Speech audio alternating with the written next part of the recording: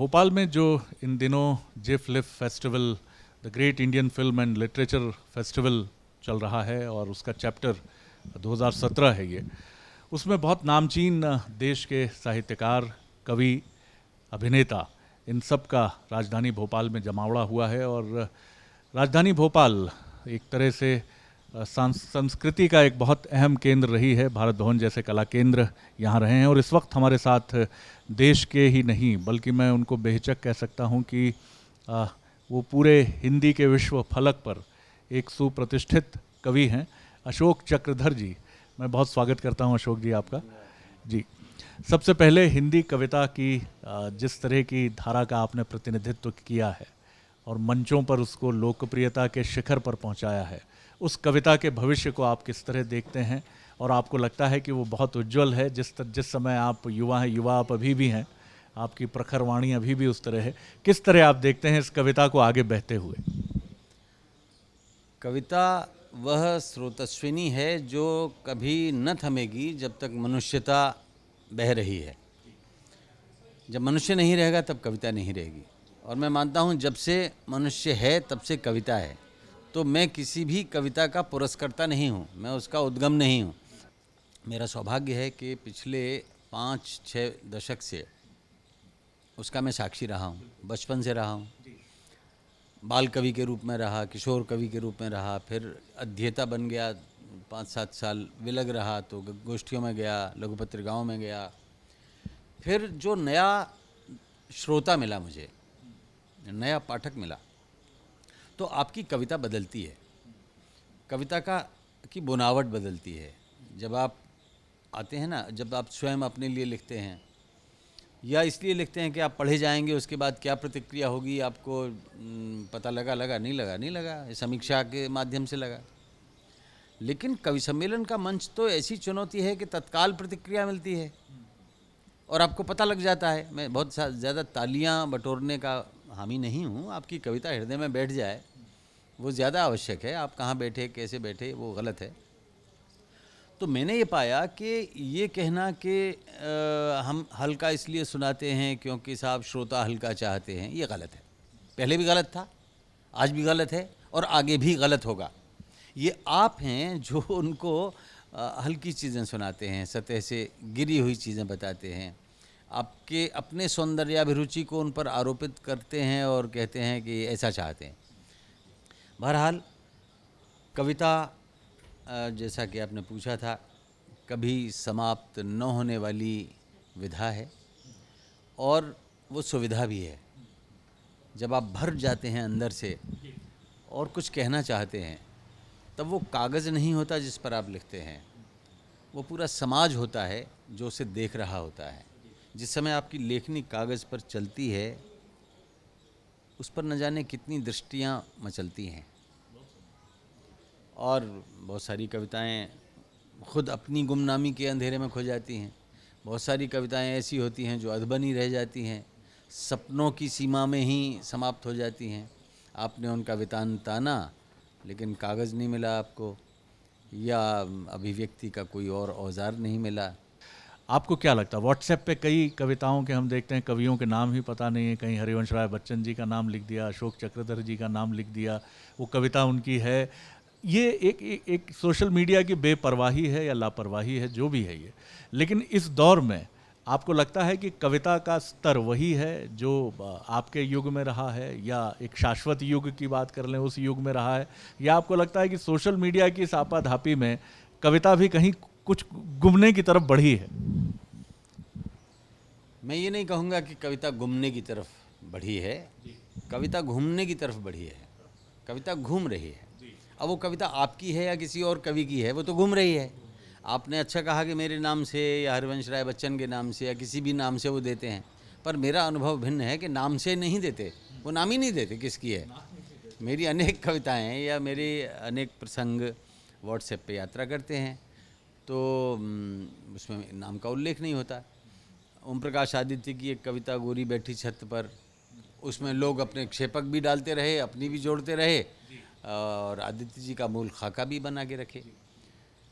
तो social media एक संक्रमण के दौर में है। संस्कृति हम अपने आप को उस अभिव्यक्ति की छटपटाहट में जीने की बाध्यता का योग समाप्त कर चुके हैं कि संपादक महोदय ने खेद सहित वापस कर दी रचना। अब संपादक को भेजनी नहीं है, आपका अपना ब्लॉग है, आपका अपना फेसबुक पेज है और आपके चाहने वाले हैं, और आप एक 4 लाइन लिखने के बाद में फट से लाइक्स की प्रतीक्षा करेंगे, कितने लाइक किया, कितने लाइक मिले। तो आपका जीवन उस कविता और उस कविता से प्राप्त होने वाली प्रशंसा में घूमता रहा। जो भी सोशल मीडिया है, फेसबुक है, ट्विटर है, व्हाट्सएप है या लिंक्डइन है या जो भी और आपके मीडियम है, न्यू मीडिया जो है, उसने क्या किया है कि पहले कविता के वृक्ष होते थे, कविता के बरगद होते थे, अब कविता की बड़ी फसल है। कवि बढ़े हैं, बहुत ज़्यादा बढ़े हैं, हर कोई कवि बन गया है और उसके अंदर होता है कवि। मैं मानता हूँ कि उसके अंदर कवि होता है, लेकिन क्या नहीं होता है? उसके अंदर शास्त्र का ज्ञान नहीं होता है, उसके अंदर छंद का ज्ञान नहीं होता है, उसके अंदर भाषा की न्यूनतम आवश्यकताओं का भी ज्ञान नहीं होता है। तो जो अनुभव संपदा हम एक कवि से महसूस करते हैं कि वो पढ़ा लिखा आदमी होगा, उसने किताबें नहीं पढ़ी होंगी तो ज़िंदगी पढ़ी होगी, या उसने अन्य कवियों को पढ़ा होगा। तो यहाँ मैं पाता हूँ कि अपने आप को अभिव्यक्त करने की बस एक ललक है, वो ललक जो उससे पहले होनी चाहिए वो कहीं खो गई है।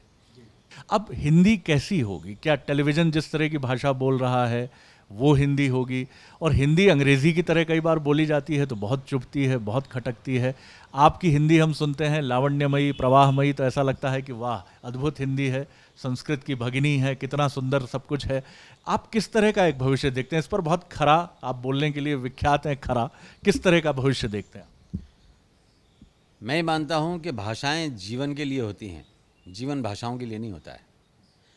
आप जिंदा रहें, आप बात करते रहें, आप अपने मन की बात दूसरे मन तक पहुंचाते रहें, उसकी सुनते रहें और एक पुल बना रहे आपके और सामने वाले के बीच में। तो अभिव्यक्ति की शैलियाँ बदलेंगी, भाषा बदलेगी और उसको बदलने वाली बहुत सारी शक्तियाँ हैं, जिसमें सबसे बड़ी शक्ति है बाज़ार। बाज़ार भाषा को बदलता है। भाई जिस भाषा में ख़रीदार है, जिस भाषा में, उसी में तो दुकानदार बेचेगा। तो अब मैं निराश बिल्कुल नहीं हूँ, क्योंकि आंकड़ों से भी देख लीजिए, हृदय से भी देख लीजिए और ज़माने में देख लीजिए कि हम जब हृदय की बात करते हैं, जब हम आत्मीयता की बात करते हैं, तो हिंदी अथवा हमारी स्थानीय मातृभाषा के अलावा कोई दूसरी भाषा नहीं होती है, हम सहज होते हैं। और जब हम व्यापार की बात करते हैं, कारोबार की बात करते हैं, उद्योग और तकनीक की बात करते हैं, तो वहाँ फिर अंग्रेज़ी आ जाती है।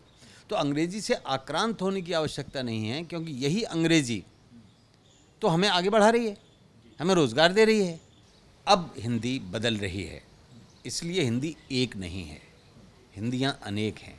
एक हिंदी है मानक हिंदी, जो पुस्तकों में हम पढ़ते हैं या टेलीविज़न पर या समाचारों में बोली जाती है, वो भी बदल रही है धीरे धीरे, क्योंकि सुनने वाले की समझ में नहीं आ रही तो वो अंग्रेज़ी का छौंक लगा देते हैं। और इस प्रक्रिया में हिंदी के लोक प्रचलित शब्द भी गायब होने लगे हैं। ये बुरी चीज़ है। लेकिन अगर आपकी बात समझ में आ रही है, अगर आप एक मानवीय धरातल पर एक दूसरे से जुड़ते हैं, तो भाषाएं भी अगर जुड़ रही हैं तो जुड़ने दीजिए। मैं आपसे कहूँगा भाषा को मिलाते हुए भी कि केस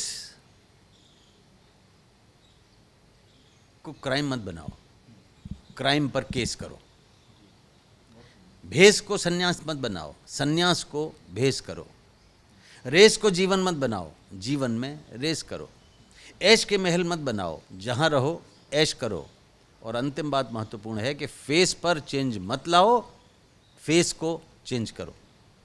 फेस पर चेंज मत लाओ, चेंज को फेस करो।